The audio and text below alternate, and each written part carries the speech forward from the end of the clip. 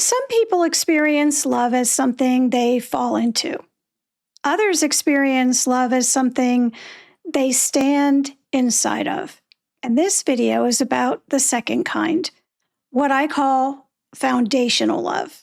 Foundational love doesn't rely on intensity to stay intact. It doesn't depend on constant reassurance, novelty, or emotional highs. It's governed internally, not enforced externally. For people who love this way, commitment is not an extension of emotion, it's an ethical position, a decision about who they are, not just how they feel.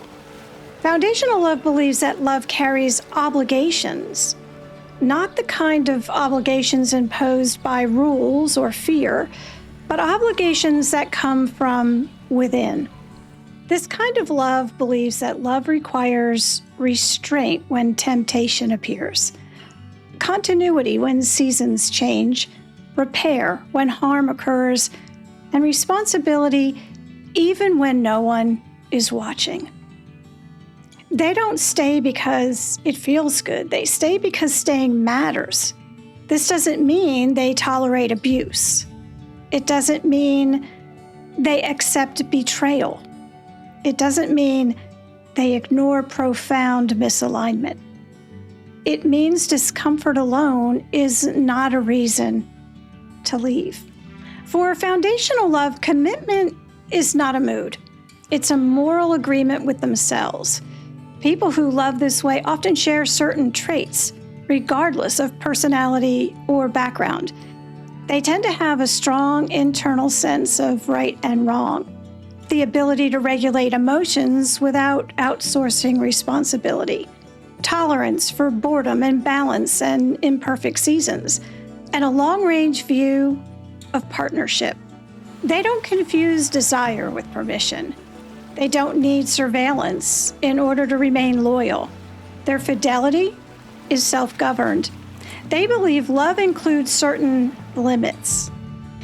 One of the defining traits of foundational love is something rarely discussed: ethical projection.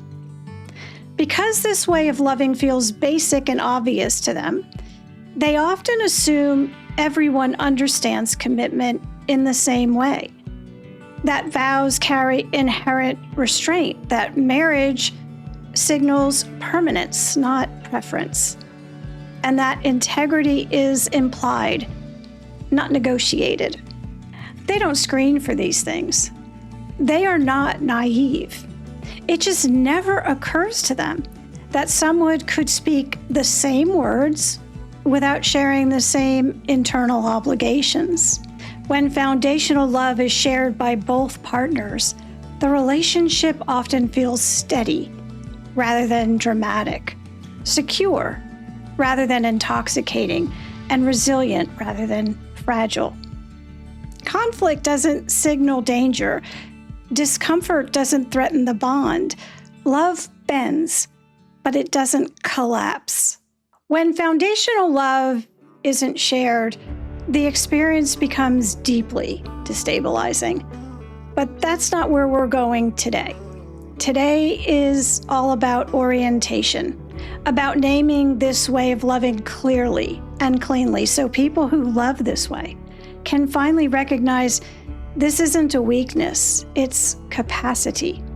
In the next video, we'll talk about what happens when someone who loves this way partners with someone who does not, why they stay longer, why the ending feels shattering, and why this kind of love is often the most confused after divorce.